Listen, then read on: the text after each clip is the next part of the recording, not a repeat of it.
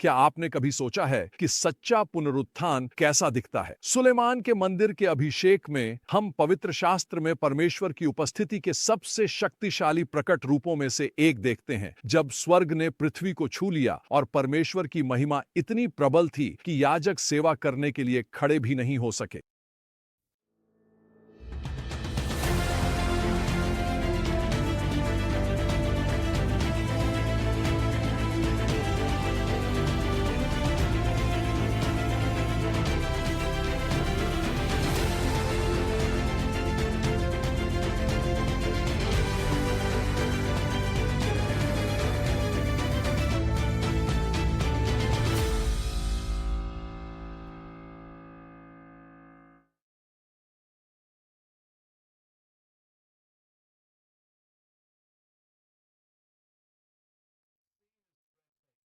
यह दृश्य अद्भुत है। सुलेमान ने पूरे इस्राएल को एकत्र किया। वाचा का संदूक नवनिर्मित मंदिर में अपने विश्राम स्थान पर लाया जा रहा है। याजक और लेवी अनगिनत बलिदान चढ़ा रहे हैं। संगीतकार और गायक परमेश्वर की स्तुतिपूर्ण सामंजस्य में कर रहे हैं, यह घोषणा करते हुए वह भला है, उसका प्रेम सदा बना रहता है। फिर कुछ असाधारण घटित होता है।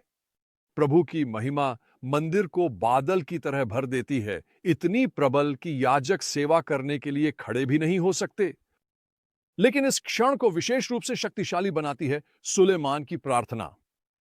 वे वेदी के सामने खड़े होकर कुछ अद्भुत करते हैं। ये वह परमेश्वर की विश्वास योग्यता बताते हैं जिन्होंने दाऊद से किए वादों को पूरा किया। उसने जो भी अच्छे वादे दिए, उनमें से एक भी शब्द असफल नहीं हुआ। सुलेमान घोषणा करते हैं। यह केवल एक इतिहास का सबक नहीं है, यह विश्वास की नींव है।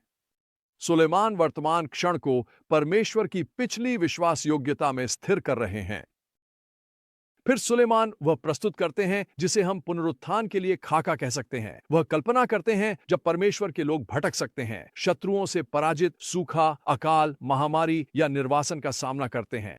और हर परिस्थिति के लिए वह मंदिर की ओर इशारा करते हैं जहां लोग वापस परमेश्वर की ओर लौट सकते हैं।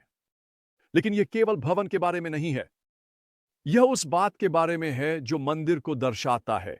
अपने आप को दीन करना, प्रार्थना करना, परमेश्वर का मुख ढूंढना और अपनी बुरी राहों से लौट आना। परमेश्वर की प्रतिक्रिया तुरंत और प्रभावशाली होती है। आकाश से आग उतरती है और बलिदानों को भस्म कर देती है। उसकी महिमा मंदिर को भर देती है। लोग मुंह के बल गिरकर उपासना करते हैं। 14 दिनों तक वे आनंद के साथ उस बात का उत्सव मनाते हैं जिसे पवित्र शास्त्र के अनुसार कोई भी छू नहीं सकता था। यह केवल एक रस्म नहीं थी, यह जीवित परमेश्वर से साक्षात्कार था। फिर शास्त्र में सबसे गहरे वचनों में से एक आता है। परमेश्वर रात में सुलेमान के सामने प्रकट होते हैं और कहते हैं, यदि मेरे लोग जो मेरे नाम से पुकारे जाते हैं अपने आप को दीन करें, प्रार्थना करें, मेरा मुख ढूंढें और अपनी बुरी राहों से लौट आएं, तो मैं स्वर्ग से सुनूंगा, उनके पाप क्षमा करूंगा और उनके देश को चंगा करूंगा। यह सिर्फ प्राचीन इस्राएल के लिए नहीं था, यह हर पीढ़ी में पुनरुत्थान के लिए एक ढांचा है। यह इस पीढ़ी के लिए भी एक ढांचा है, तुम्हारे और मेरे लिए भी। मैंने अपने जीवन में 3 राष्ट्रीय पुनरुत्थान देखे हैं और कई बार व्यक्तिगत पुनरुत्थान का अनुभव किया है, और हर बार यही ढांचा रहा है। हम इन सत्यों को आज कैसे लागू कर सकते हैं? पहला, परमेश्वर की पिछली विश्वास योग्यता को याद करें और उसका वर्णन करें ताकि आपका वर्तमान विश्वास मजबूत हो सके। दूसरा, यह पहचाने कि पुनरुत्थान नम्रता, प्रार्थना और पश्चाताप से शुरू होता है। तीसरा, यह समझें कि परमेश्वर की उपस्थिति ही हमारे जीवन को बदलती है। चौथा, प्रार्थना और आराधना को अपनी पहली प्रतिक्रिया बनाएं, न अंतिम उपाय।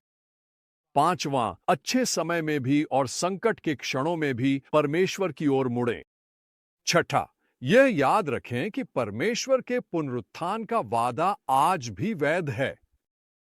मंदिर के अभिषेक से हमें सिखाया जाता है कि पुनरुत्थान किसी मानव निर्मित भवन के निर्माण के लिए नहीं, बल्कि हृदयों को तैयार करने के लिए है। जैसे सुलेमान ने परमेश्वर की उपस्थिति हेतु भौतिक मंदिर बनाया, वैसे हमें अपने जीवन को पवित्र आत्मा का मंदिर बनाने के लिए बुलाया गया है। वही परमेश्वर जिसने सुलेमान के मंदिर को अपनी महिमा से भर दिया था, वह आपको और मुझे भी अपनी उपस्थिति से भरना चाहता है। आइए हम यहां इस गहन सत्य से न चूकें।